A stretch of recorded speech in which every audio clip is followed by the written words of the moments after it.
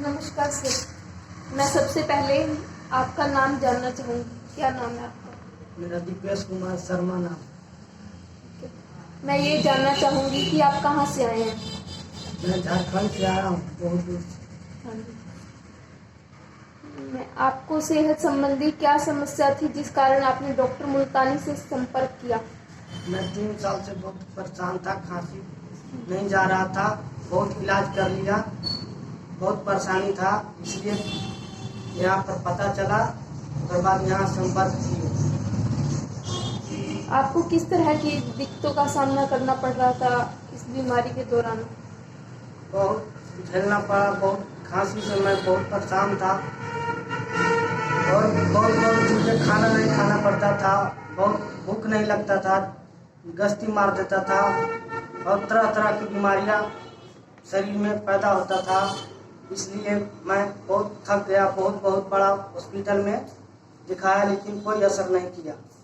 फिर मैं यहाँ पता चला, फिर यहाँ मैं आया मुल्तानी हॉस्पिटल के पास। किस तरह की मेडिसिन प्रिस्क्राइब की गई है यहाँ से आपको? यहाँ से दवा खाने से बहुत आराम मिला मेरे को और अच्छा लगा। पहले कितने समय से एलोपैथिक मेडिसिन ले रहे थे?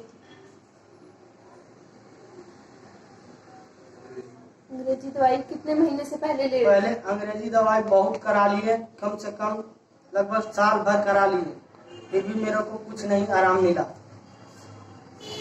अभी आपको कितने समय और चलेगी दवाई और आप कहाँ?